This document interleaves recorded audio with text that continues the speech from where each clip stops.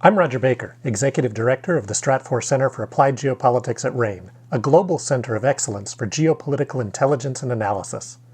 Learn how you can put geopolitics to work for your organization at ranenetwork.com.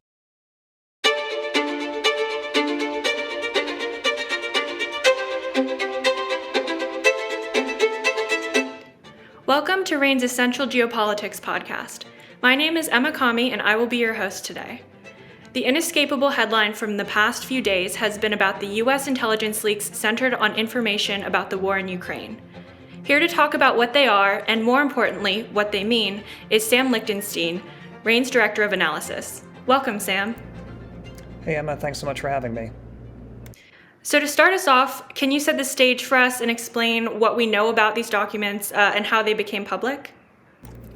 Sure. So this is a pretty wild story, and of course there's been a ton of news coverage the past few days, so I'll try to cut through a lot of the noise and try to get to the proverbial signal. Now, we're of course learning more every day about the genesis of these documents, but to really try to make this very complex story as straightforward as I can, I guess the weekend of April 8th or so, the New York Times started reporting and then was quickly picked up by a number of other news outlets, the story that this tranche of classified documents from the U.S. intelligence community had appeared online. And it quickly became clear, as from reporting from a whole lot of other news agencies, that these documents were spread over a host of different online channels, and they had come to light because they'd eventually spread to slightly more mainstream platforms like Telegram or 4chan and Twitter. But their genesis actually was in a much more kind of niche corner of the internet, principally on like gaming platforms like Discord, etc., that most of us don't really interact with on a daily basis. But what we've learned the past few days is that even though the story only came to light now the weekend of April 8th or so, these documents seem to have been circulating online for some time. Most of the documents seem to have been uploaded at the beginning of March, and then there's also a lot of evidence to suggest that some of these have actually been floating around for longer, potentially actually as far back as January. Now, crucially, I want to make very clear here that we don't know still the source of these documents. There's a lot of reporting to suggest that this is actually an individual who was active in some of these online gaming communities and basically wanted to kind of, for lack of a better expression, show off to his buddies that he or she was able to acquire these documents. But we still don't know if that is a correct theory. It doesn't actually seem to have been a kind of foreign intelligence penetration of one of the U.S. intelligence communities, but rather seems to be a proverbial insider threat. And so the basics seem to be that this person posted a lot of these documents at the beginning of the year. Because they were in such niche corners of the internet, they weren't widely picked up. And it's only when they finally migrated their way to places like Telegram and then especially Twitter, which is of course much more high profile, that major news organizations started to take notice, and the full scale of the breach has become to be seen. While any intelligence leak is of course concerning, why are these getting so much attention? Yeah, of course, anytime you have classified intelligence that's leaked publicly, it's a problem. You talk, obviously, for a whole variety of reasons, everything from the proverbial sources and methods, how the information was actually acquired, to then the actual information itself.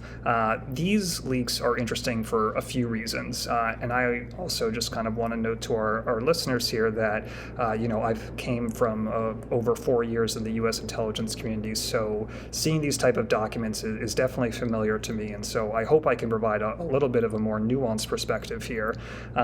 One of the things that of course is notable is that these are very recent documents. Previously, when we've had intelligence leaks, we're looking at documents that are many years or certainly much longer than just a few weeks old. But in some cases you have information about, for instance, the ongoing spring offensives from Russian and Ukrainian forces, so literally things that are happening right now. A second thing that makes these interesting is that the documents seem to be basically all finished intelligence. And what I mean by that is we're not actually looking at the raw, quote unquote, sources of intelligence, be it specific information that was gleaned from human sources or intercepted telephone communications, but actually the analytic assessments that were made about them. And so that's interesting because you can actually see what the views of at least a portion of the intelligence community is about a given topic.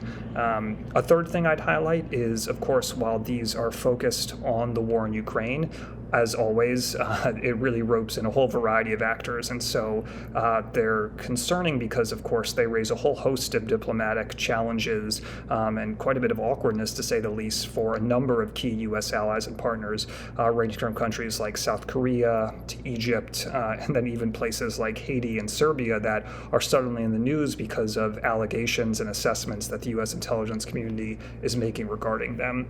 So taken together, of course, you have this high-profile event, namely the Russian-Ukraine invasion war, that is framing all these events, but you begin to rope in all of these other countries. And so whenever you have classified intelligence where people believe that either their conversations are protected or, more awkwardly, don't realize their conversations and their plans are actually being monitored by the United States, you have a whole host of complications that come with U.S. relations with its allies.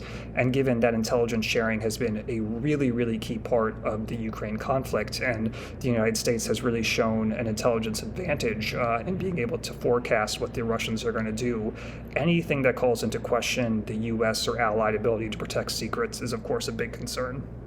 Are there any serious impacts that we're likely to see on the battlefield in Ukraine from these leaks? Yeah, and this is where, to be honest, Emma, I do think some of the reporting, if I'm being blunt, is a bit hyperbolic. As I said, anytime, of course, you have an intelligence leak, it's a concern. There's no way in which an intelligence leak can be a proverbial good outcome. But I do want to caution against reading too far into these for a couple reasons. The first I'd suggest is that, to your immediate question, they don't fundamentally alter anything about the conflict. Actually, the vast majority of assessments that were made were things that are well known and widely reported in the media. They're not exactly going to be things that are surprises to our adversaries, namely Russia. So we're not looking at any critical secrets here that are somehow going to alter what we're seeing on the battlefield. A second thing I'd highlight here is that unlike, say, the Snowden documents, which, of course, as all of our listeners can remember, over a decade ago now, Edward Snowden leaked this massive amount of information about these wholesale intelligence systems that most Americans, let alone foreigners, didn't even realize were happening, namely signals intelligence collection by the National Security Agency. These leaks don't actually indicate any novel intelligence capability. They're not revealing any classified programs in massive depth that were not already assumed to be the case. So while, of course, they're concerning and, of course, diplomatically awkward when you see that, for instance, the United States is monitoring the communications of some of its allies and partners, that, of course, is somewhat expected within the intelligence community, and you don't have any sort of these massive leaks about NSA-type programs that are sweeping up massive, collection of people's communications in a way that you had revealed in the wake of the Snowden leaks. And so for those reasons, while, of course, these are concerning, I would say that you don't actually see any fundamental changes on the battlefield. If there is anything that I think, at least in the near term, that you might see, is, of course, there's inevitably going to have to be a clampdown on intelligence sharing, both within the United States government and potentially with our foreign allies and partners. And that could have some secondary impacts. And what I mean by that is, the United States is, of course, a massive intergovernmental process for the intelligence community, and thousands of people have access to these and other much more sensitive documents, to be honest. So whenever you have a leak like this, there inevitably has to be some sort of cull of information information acquisition and proliferation. So absolutely, you can expect that fewer people are going to be getting some of these briefings, and perhaps most concerningly for the war effort, there's the potential that there's going to be less intelligence sharing, both from the United States to foreign allies, and then crucially from foreign allies and partners back to the United States. And since so much of this cooperation in the intelligence sphere has been really key to supporting the Ukrainians, if there is any hint that the United States can't protect its secrets, and or that the United States is actually kind of working behind the scenes to go against or at least collect intelligence about its supposed allies and partners, that sets up a situation where, at least in the near term, people are going to be thinking twice about sharing things. And even if we haven't revealed any major new programs, if I'm a Russian intelligence officer and I see some of these reports, I may not know specifically about specific programs that were able to collect them, but if I'm able to see, okay, this information was collected via signals intelligence or this via human intelligence, you at least are able to narrow down where you need to be looking for the U.S. penetration of your systems. And that, of course, certainly in the near term, but crucially over time, could lead to complications. Well, that was a great analysis. Thank you, Sam. Of course. Thanks so much for having me, Emma. You can learn how geopolitical events like this could affect your business with RANE Worldview. Our flagship risk intelligence products provide clients with access to the insights and analyses they need to make more informed decisions and drive better risk management outcomes. Sign up at ranenetwork.com. That's RANE network.com. I'm Emma Kami. Thanks for listening.